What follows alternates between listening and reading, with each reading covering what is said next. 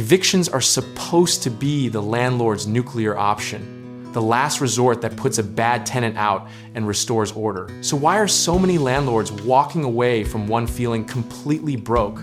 The dirty secret of evictions is that by the time it's over, you may have spent more money removing that tenant than they ever owed you in the first place. Let's talk about the real numbers, because they will genuinely shock you. A single eviction can cost anywhere from $3,000 to $10,000 or more when you factor in legal fees, court costs, lost rent, and turnover. We're not talking about some rare edge case. We're talking about the average landlord in the average city getting financially wrecked by a process they thought was their safety net. The catalyst for most evictions isn't some cartoon villain tenant trashing your property. It's a communication breakdown that spiraled quietly over 3 or 4 months while both sides avoided the conversation. A slow leak of trust, a missed payment, a vague excuse, and suddenly you're standing in a courtroom wondering how something so small turned into something so catastrophically expensive. Here's how the costs actually stack up, because the court filing fee is almost laughably the cheapest part of the whole ordeal. You're looking at filing fees, a process server, an attorney if you're smart enough to hire one, then the judge rules in your favor, and your tenant still has 30 days to leave. Congratulations, you just won and lost at the same time. Then comes the part nobody puts in the spreadsheet, the vacancy. 1 month of lost rent in a mid-tier market is $1,200, maybe $1,500. And that's assuming your tenant left the place in one piece, which statistically, evicted tenants frequently do not. We haven't even touched the cleaning, the repainting, the broken fixtures, or the therapy you'll need after walking into what used to be your investment property. Now here's the irony that should make every landlord laugh and cry simultaneously. A solid tenant screening process costs you almost nothing, but landlords routinely skip it because they're eager to fill a vacancy. We collectively treat the screening process like an optional appetizer when it is, in fact, the entire meal. History keeps trying to teach us this lesson, and we keep refusing to learn it. Every landlord who has been through one eviction will tell you the red flags were there from day one.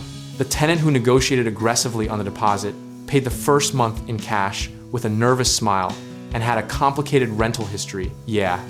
That story ends in a courtroom every single time. The misconception that eviction is a quick fix is one of the most expensive myths in real estate, and we need to retire it permanently. In many states, the full legal process takes 60 to 120 days, meaning you could be carrying a non-paying tenant through 2 to 4 mortgage cycles before you ever see a sheriff at the door. So what actually works? The practical answer is a layered screening system, credit check, income verification at 3 times the rent, prior landlord references actually called and not just listed, and a gut check conversation before you hand over the keys. Prevention is not glamorous content, but it is the only strategy that has a 100% success rate against evictions. When a tenant does fall behind, the move that saves the most money, counterintuitively, is often a cash for keys agreement, where you offer them a few $100s to vacate voluntarily and leave the unit intact. It feels absurd to pay someone to leave a property they stopped paying for, but mathematically, it almost always beats a full eviction when you run the numbers side by side. Keep your lease airtight, communicate early and in writing the moment a payment is late, and treat your rental like a business. Because the landlords who get emotional are the ones who end up with horror stories. Process beats passion every single time in this industry. The landlord who sends the 3-day notice on day 4 without guilt and without drama almost never ends up in eviction court. The philosophical truth underneath all of this is that landlording rewards the disciplined and punishes the hopeful. Hope is not a property management strategy. You can be kind, you can be fair, you can be understanding, and you should be all 3, but you cannot let any of those things replace your systems, your documentation, or your lease enforcement. At the end of the day, an eviction is just a tax on skipped preparation. And the landlords who treat every move-in like it could become a move-out are the ones who rarely have to use the courthouse. The best eviction you'll ever have is the one you never needed because you screened well, communicated clearly, and ran a tight, professional operation from day one.